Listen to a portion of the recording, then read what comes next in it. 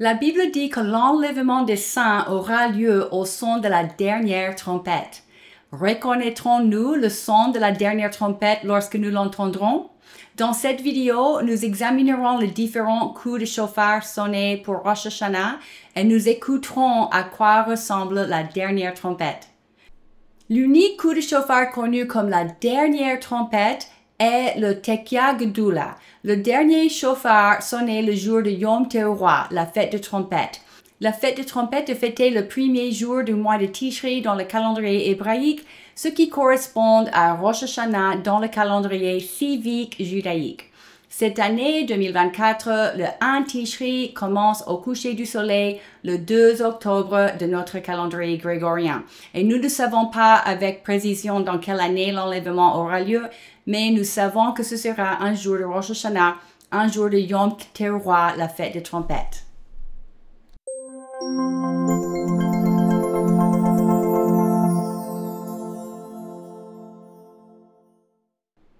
Bonjour les amis, à l'approche de Rosh Hashanah, je voulais pas manquer de faire une petite vidéo et de vous dire Shana Tova, bonne année. Chaque Rosh Hashanah est une opportunité d'examiner notre vie pour nous assurer d'être prêts pour le jour où Jésus-Christ, notre Seigneur bien-aimé, viendra nous chercher pour nous amener à la salle de noces. Et dans sa lettre aux Corinthiens, l'apôtre Paul précise que l'enlèvement aura lieu au son de la dernière trompette. Je cite, « Ce que je veux dire, frères et sœurs, c'est que notre nature actuelle ne peut pas hériter du royaume de Dieu, et ce qui est corruptible n'hérite pas non plus de l'incorruptibilité. Voici, je vous dis un mystère, nous ne mourrons pas tous, mais tous nous serons transformés en un instant, en un clin d'œil, au son de la dernière trompette. La trompette sonnera, alors les morts ressusciteront incorruptibles et nous serons transformés. Il faut en effet que ce corps corruptible revête l'incorruptibilité et que ce corps mortel revête l'immortalité. Il y a beaucoup de coups de chauffard sonnés tout au long de l'année pour de diverses occasions, mais seulement 3 ont un nom spécifique. La première trompette, sonnée à Shavuot, c'est-à-dire Pentecôte.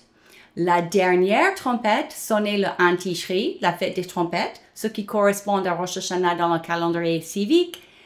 Et la grande trompette, sonnée le jour de Yom Kippour. Aucun autre coup de chauffard a de nom spécifique.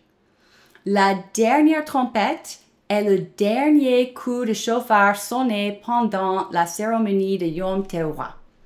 À quoi ressemble-t-il? Est-ce que nous le reconnaîtrons lorsque nous l'entendrons?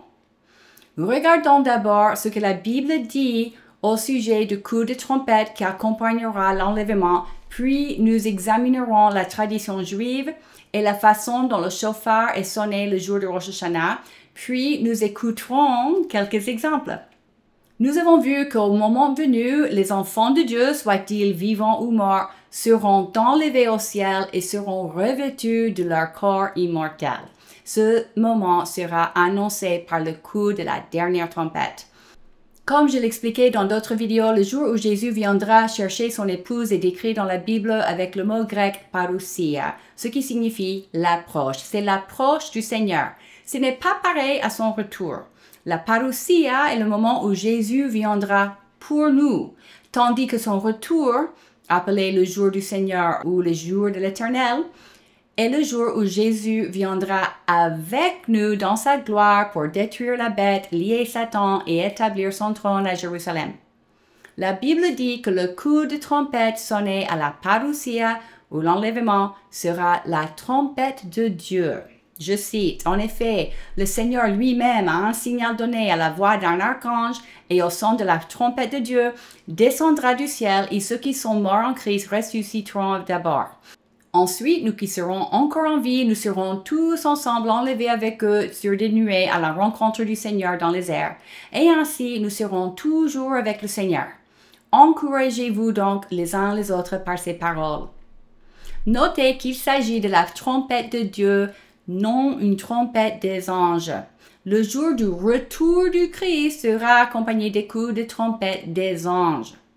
La Bible parle aussi de 7 coups de trompette sonnés après l'ouverture du 7e sceau dans le livre d'Apocalypse. Ces coups aussi sont sonnés par des anges. Nous savons donc que l'enlèvement sera annoncé par le chauffard de Dieu et ce sera la dernière trompette. Regardons ce que la Bible dit au sujet du son du chauffard prescrit pour le premier jour de Tishri. Dans Lévitique 23, nous lisons « Transmets ces instructions aux Israélites. Le premier jour du 7e mois, vous aurez un jour de repos proclamé au son des trompettes et une sainte assemblée.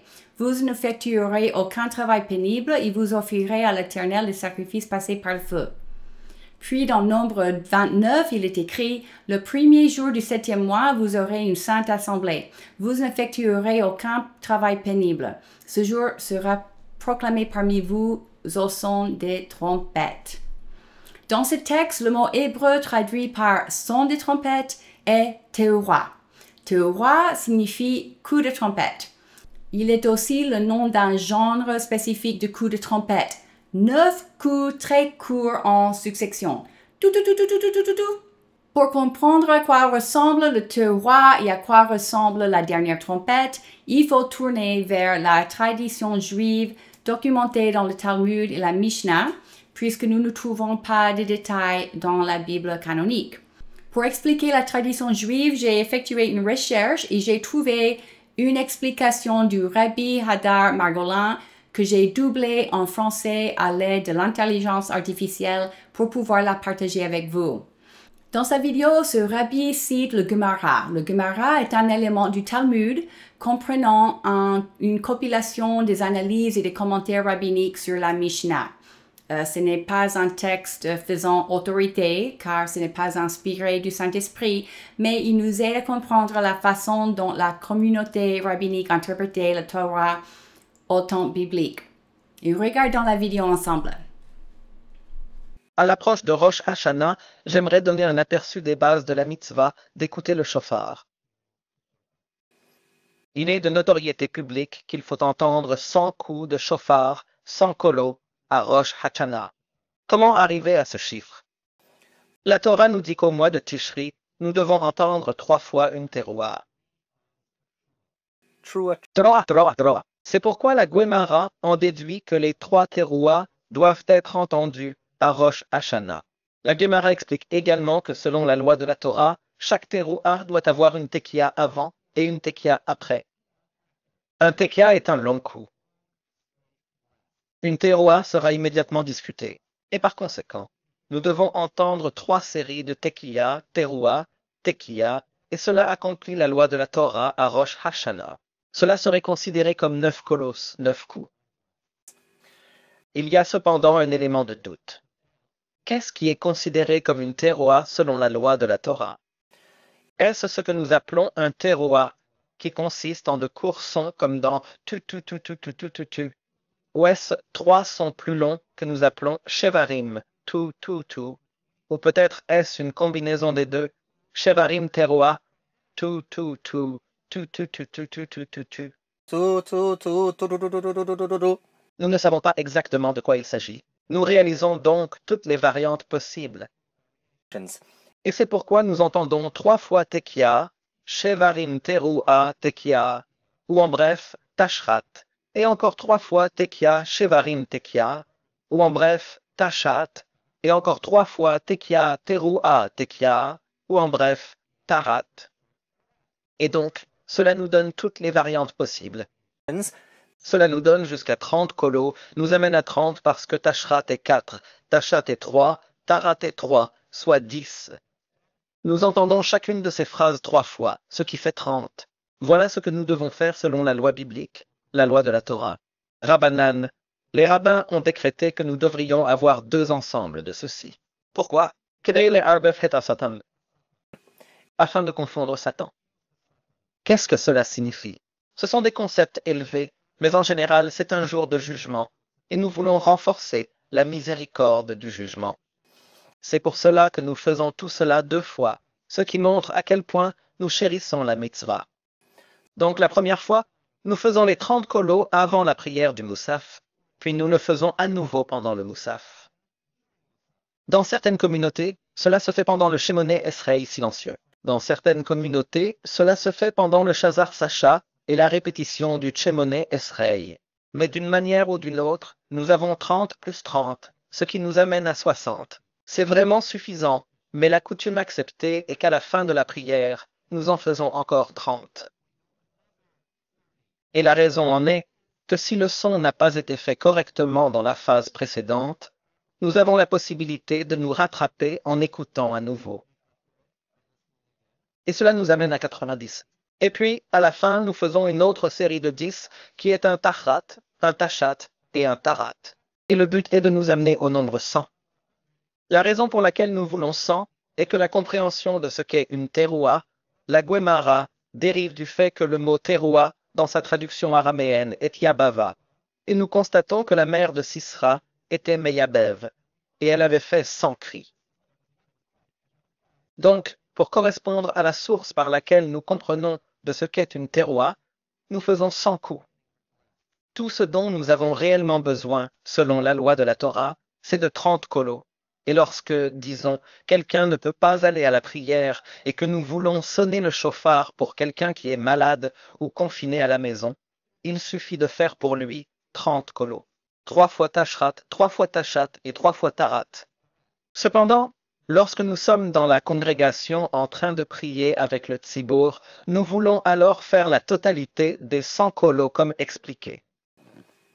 Il est intéressant de noter que selon de nombreuses autorités, il ne fait aucun doute que nous ne soyons pas sûrs qu'il s'agisse d'un shevarim ou d'un teroua ou d'un shevarim teroua, mais en réalité, chacun d'entre eux est certainement assez bon pour être un teroua.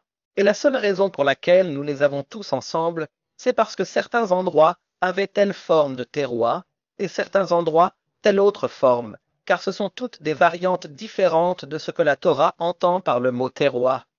Donc, afin de créer un minhag uniforme, une coutume uniforme, c'est ainsi qu'il a été décrété que tout le monde devait faire tout le tashrat, le tacha et le tara.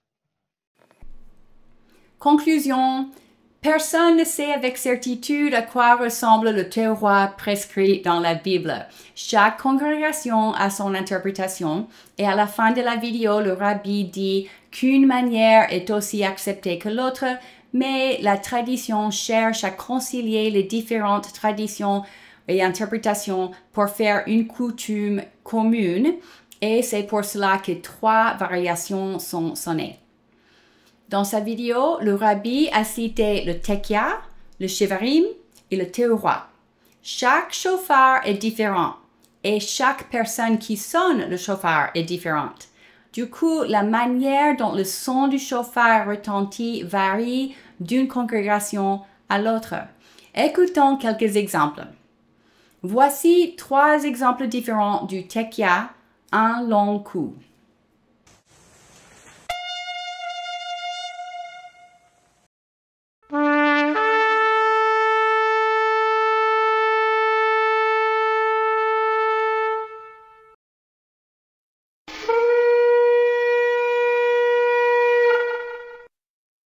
Et voici 3 exemples du shevarim, une série de 3 coups courts cassés. En effet, shevarim en hébreu veut dire casser.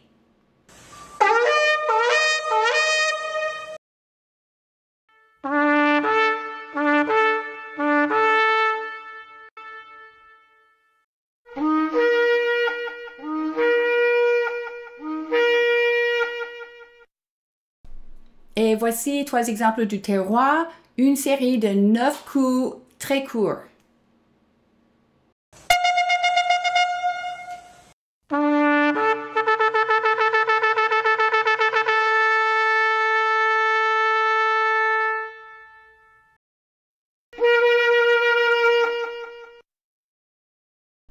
Chaque congrégation sonne donc une série de tashrat, tachat et tarat dont le nombre et l'ordre peut varier, mais la tradition veut qu'il y en a 100 coups ou 100 kolos au total. Tout à la fin, un dernier coup est sonné, la dernière trompette. Ce coup est appelé tekia gedula. Gedula signifie grand, alors c'est un grand tekia, un coup très très long, aussi longtemps que le souffleur du chauffard peut la tenir avec un souffle. Voici 3 exemples du Tekiya Gdula, la dernière trompette.